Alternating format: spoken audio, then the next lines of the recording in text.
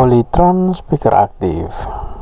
Bagaimana kita memahami power supply ini, speaker ini bisa sampai overvolt, teman-teman. Jadi cara tracking dengan melepas dua buah elko yang 28 dan min 28 agar kita bisa mudah memahami kenapa bisa overvolt. Ya, jadi di sini elko ini kita lepas dengan tujuan kita akan mengukur tegangan AC-nya. Jadi di sini ini elko sudah kita lepas. Dua buah elko-nya kita lepas, teman-teman. Dan ini ya, ini ada air load. Ini bukan yang ini air load, yang ini jumperan ini dilepas dulu seperti video-video kami sebelumnya. Kita lepas semua, dan ada mana lagi ya, resistor. Ini ada jumperan di bawah ini ya, ini ada jumperan, dan ini resistornya. Ini jumperan ini ya, seperti ini ya, seperti ini saja. Dan kita akan melakukan pengukuran tegangan AC-nya biar kelihatan dari mana tegangannya bisa overvolt. Ini metode yang biasa kami gunakan dalam mencari penyebab overvolt. Kita lanjut ya. Di sini kita akan tracking 14 voltnya dulu terlebih dahulu ya. Jadi 14 voltnya ada tidak untuk mengetahui bahwa primernya kerja. Ini kita kasih hidup cepat ya, itu ya, ada dia 14, primernya juga ada yang kabel biru ini ya. Dan ini ya, teman-teman, dengan elko kita lepas tapi 14 voltnya ada pada sekunder, dan kita mengukur pada pin optocouplernya ya. Dimana nih biar kelihatan, ini pin satunya ada tegangannya 12 voltnya ada, pin 2 nya kita lihat ada juga tidak ada ya, terukur. Jadi normal primernya normal nih, karena 14 voltnya ada, kontrolnya kerja, optocouplernya kerja.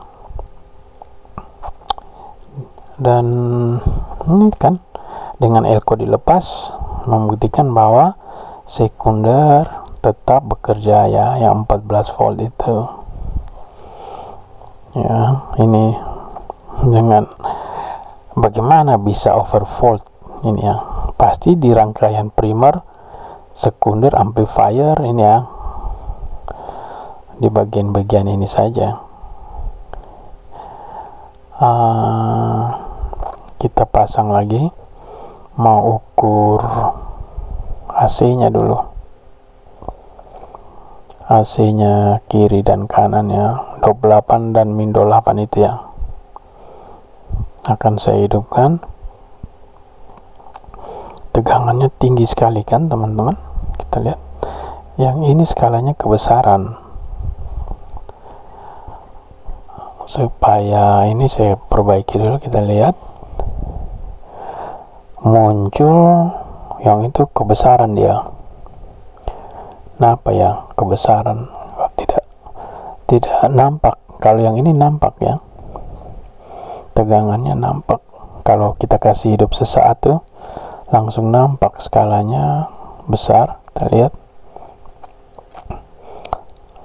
ya, langsung nampak kan tegangan AC-nya gitu ya. Oke, kita pindah dulu yang kabel kuning ini, avometer besar ini, probe-nya saya pindah dulu. Yang kuning kita pakai avometer yang kecil saja,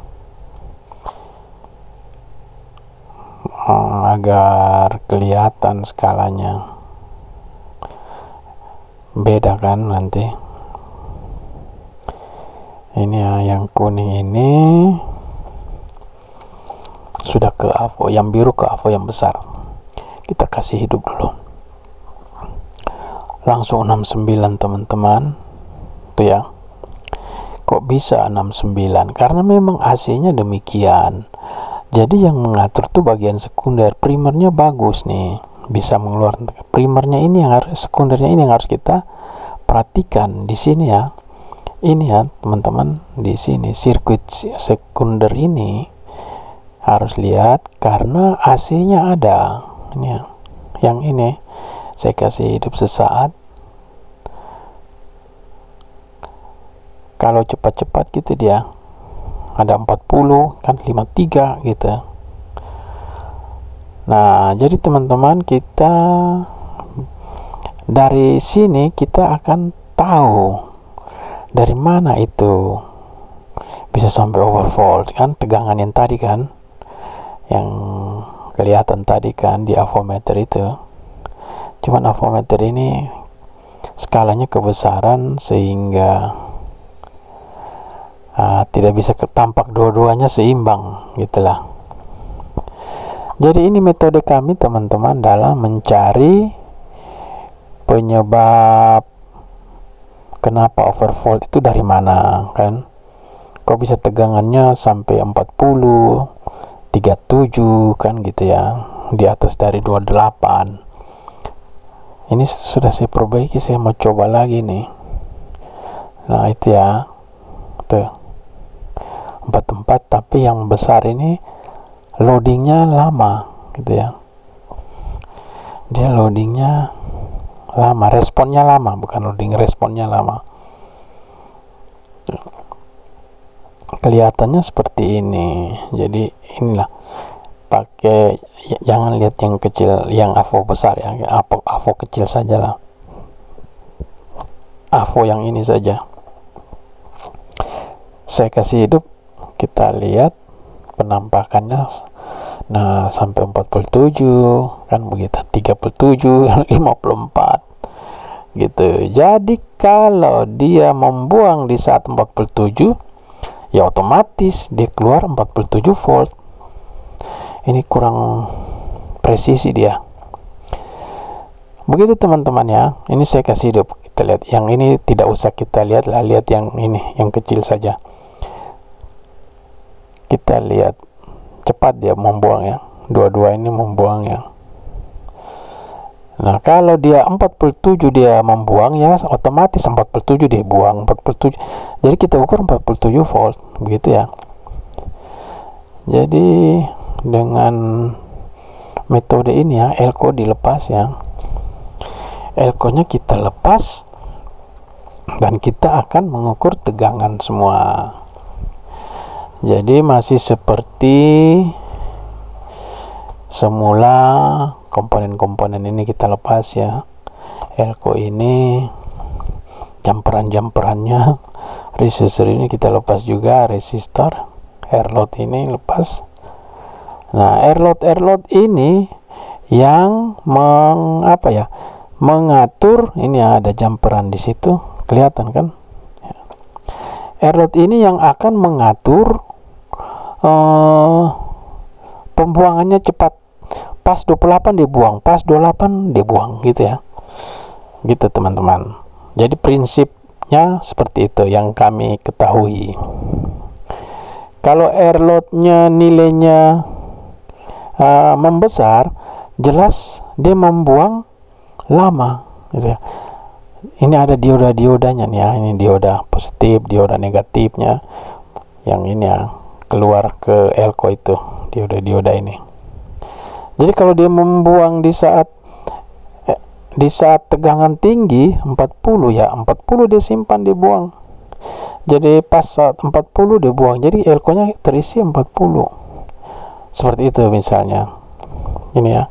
Kita lihat, saya kasih hidup itu 37, 43. Kalau oh ini dia terlambat loading nih, responnya lambat. Yang AVO kecil ini responnya lambat. Jadi di sini kita ketahui dari mana dia bisa overvolt. Tuh. Jadi AC-nya ada, gitu kan? AC-nya keluar, 14-nya normal, yang ini dia lambat respon, gitu. Kalau resistor air load-nya membesar, jadi dia akan membuangnya terlambat. Jadi dia membuang pada saat tegangan AC-nya 40, ya elko-nya simpan 40 baru dia buang, seperti itu teman-teman. 14 yang ini ya, ini elko-nya.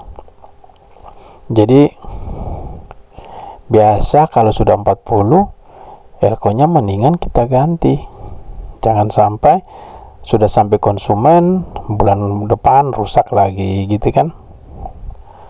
Jadi ini ya air load ini dia, ini pengaruh sekali teman-teman, air load ini. Ini menurut pengalaman kami ya teman-teman, gitu ya. Kalau ada yang lain mungkin bisa juga karena primernya normal sehingga sekundernya mengeluarkan tegangan. Jadi air load harus kita perhatikan. Thank you.